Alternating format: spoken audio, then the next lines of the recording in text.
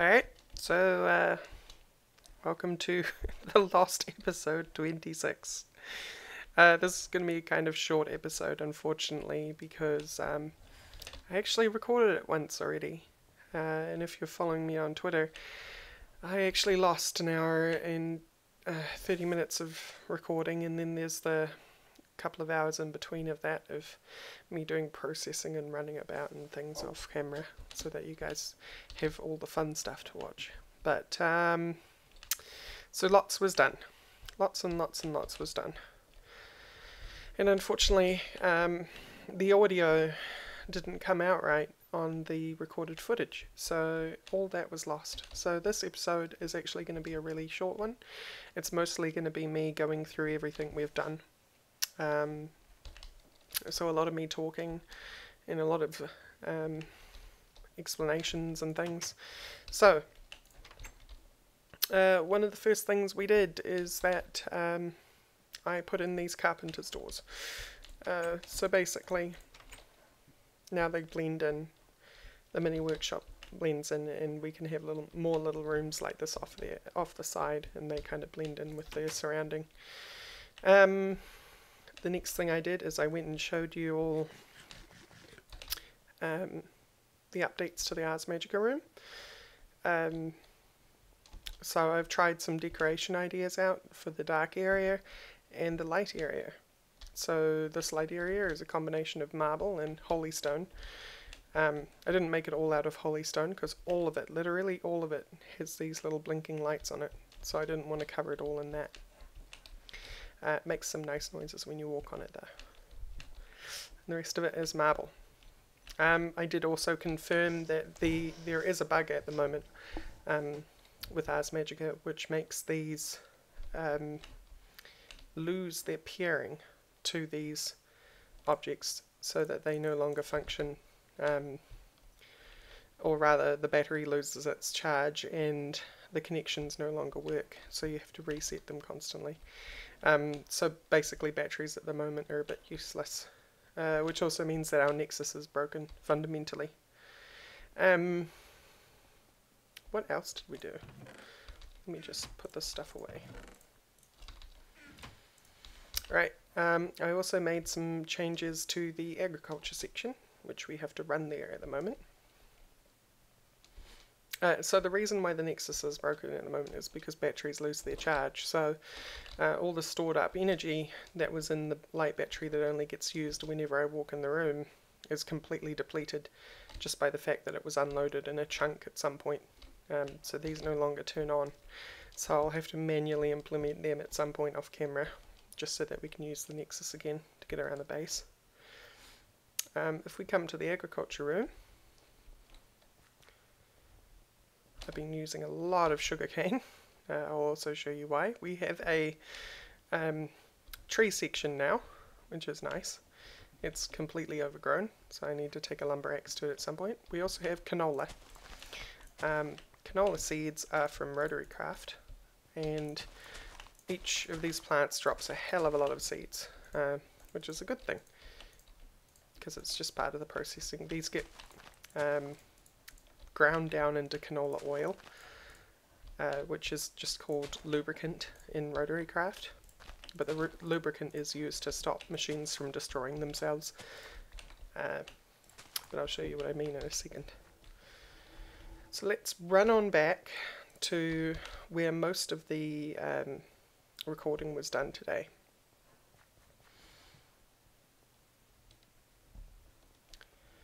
So if we run all the way back this way, I can't wait until that bug gets fixed, then we can just use portals. Stick a portal right there or something. I lowered the floor and put in these temporary catwalks. These catwalks will actually be changed in the future to look a lot better, much like other decoration in other rooms as the series has gone by. And these catwalks will obviously be made of something more appropriate other than floating cobblestone. But if we come down the stairs here, it was lowered by 7 blocks. And I had a time lapse for that, but now that's all gone. Or rather, it's useless. I should have actually kept the time-lapse footage. That would have been workable, but I didn't. Alright. So we've made some steam engines. We already had one. We've made another one. And they power these fermenters. What the fermenters do is, along with dirt, let me just put that in there and I'll explain that in a second. You put dirt in the bottom and sugar in the top, and it creates this up here, which is yeast. The yeast then underneath gets pulled out and pushed into this one here, which along with yeast and plant matter, which I'm keeping some vines in here, creates this stuff, sludge. And when you cook sludge up in a furnace, it turns into ethanol crystals. And ethanol crystals, in turn, are used as fuel to power these gasoline engines. So I can put that in there, which it also needs a top up right now, so that's good. And next we made the gasoline engines and the grinder. And the gasoline and the grinder, we stuck a barrel on top, put canola seeds in there, and then the canola seeds get ground up in the grinder, turned into lubricant, and the lubricant gets put in a drum. From there, we made this thing. Now this thing is a performance engine. You can think of it as an upgrade to the gasoline engine. If I push 3 on my keyboard, it brings up the construction for the work table. That's a what am I looking at function, by the way. And this is the recipe. It requires 2 cylinders, an ignition unit, some gear units, impeller, base panels, shaft unit, and gold. So, if we went and then push 3 on this, it's exactly the same except it requires a radiator, and a radiator also requires liquid pipe, more gold, and more steel. And that's how you get a performance engine. The performance engine is used on this gearbox, and this gearbox is an 8:1 ratio, which means that the way rotary craft works is you have the output of power, but to create power you need speed and you need torque. Speed is how quickly something rotates, and torque is how much force it rotates with. So the harder it is to stop it from turning, the more force it is, right? So the performance engine has more speed and torque than a gasoline engine. Gasoline engine has more speed and torque than a steam engine, and it's not 1-to-1. It's not like that's a direct upgrade to the steam engine or this is a direct upgrade to that. It's a little more complex than that. Raker has done a really good job that way. We then created the gearbox. So what this does is it multiplies one of the forces, in this case speed, by 8, but then divides the torque by 8. So you have 1/8 the force that this engine is providing, but 8 times the speed this engine is providing. And that comes up into this fractionation unit. Fractionation unit is used to make jet fuel. Makes it out of all these ingredients, plus a gas tier. This gas tier is never used up though. Once we had jet fuel, we moved on to creating the pulse jet furnace. The pulse jet furnace, along with this micro turbine, allowed us to make inductive ingots. As you can see, the only way to get inductive ingots, there's no other choices up here, is by putting inductive metal blend, gold and redstone, into a pulse jet furnace, which means we needed jet fuel.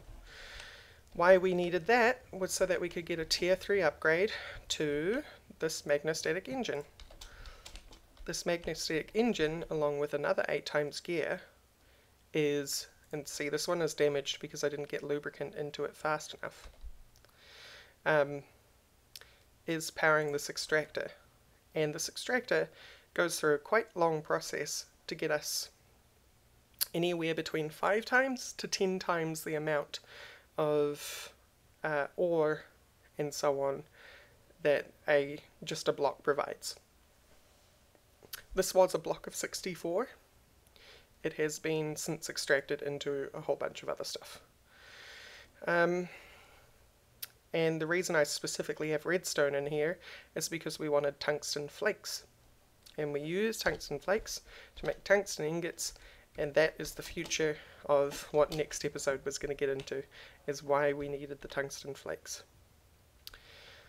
So, a lot was done, and one of the tricky things we covered this episode, and it just happened there while I was talking, is that until we have gotten quite far into the technology of rotary craft, we cannot automatically change the mode of the gearbox between torque and speed.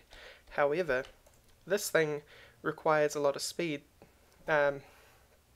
Okay, these bars up here, stage 1, stage 2, 3, 4. 1, 2, 3, 4, 1, 2, 3, 4. There's 4 stages, 1, 2, 3, 4. As you can see, in speed, there's not enough speed currently provided by this to get through stage 2 and 3. However, there's plenty of torque, and that's because this is in torque mode. We're getting 8 times the power, but divide the speed by 8, right? So we're getting 1/8. So in order to do that, we need to swap that every so often so that the speed is high enough to do these stage 2 and 3, which is this stage here and that one there, so that the speed is high enough. But you can't get any sort of automatic switch for your gear until you're quite late and quite advanced in the mod. So I used a workaround, which is this autonomous activator with a screwdriver, because a player can manually change this from torque to speed, and this emulates a player. So we put a screwdriver in there, and then we have this timer, which is on 2 minutes, and every 2 minutes it sends out a pulse, which sets this state cell to 1 second. That 1 second is long enough for the screwdriver to activate switching the mode for 2 minutes. So every 2 minutes it goes torque, speed. 2 minutes speed, 2 minutes torque. Except that's a bit strange, I'm not sure why that happened. I think that's doing something funny. Let me...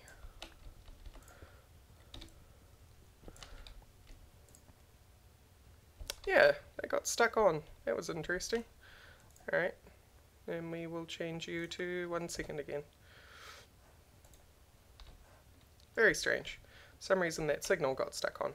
Hopefully that won't be the same going forward. Anyway, so now hopefully it'll go into speed mode and get this through the next time it comes around for 2 minutes. So that's everything we did in the episode, wrapped up in a very short amount of time. And I'm really sorry that I lost that footage and it became kind of useless. I should have kept the time-lapse sections, but it was mostly just me digging this out and placing up the temporary scaffolding up here. Temporary catwalks, sorry. I'm actually tempted to try and record this long enough so you get to see the speed stage of this thing working, since it was stuck on torque for some reason. I might change that. Let's put you down to 75. Maybe you're on for too long, who knows.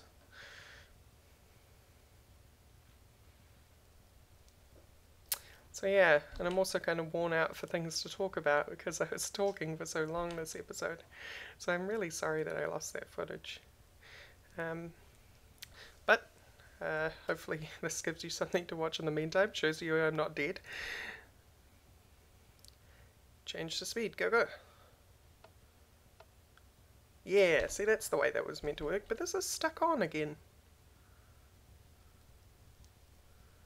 It's quite confusing. The lock isn't on.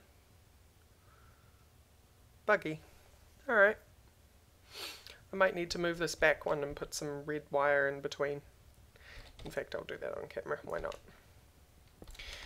Gotta give you something to watch. Oh, that was the wrong one. So we want that like that. We want the timer facing there. And just so that I know it works, we'll change you to 1. See, that's the way that it's meant to work. That's meant to turn off. Meant to stay on for a second and then turn off once it gets to out.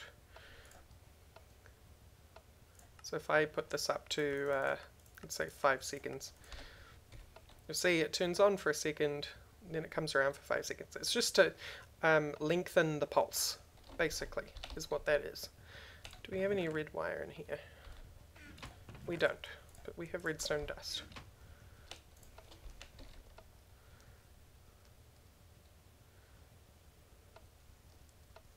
Seems to have fixed the problem. Torque, speed, torque, 5 seconds more, speed. Great. Alright, that seems to be fixed now. What I assume happens is this provides redstone power to this block. This block carries that power back into the state cell and it gets stuck on. However, the redstone, for whatever reason, doesn't have that loop. It doesn't have a backwards facing loop. So that's good. That'll work. Fantastic. So, I'm sorry about the very short episode. I hope the update is... oh, I should actually fix that before I wrap up. As you can see, I'm kind of burnt out. It's 2:45 in the morning at the moment, just so you know. Back to 2 minutes with you. Right. Right, so, being that it's 2:45 in the morning, and I really wanted to get something to you, I present you with this very short episode where I've just done a wrap-up of what I did off, basically off camera now. So, thank you all for watching, and I'll come back to you with a proper episode tomorrow, and we'll catch up then. See you soon.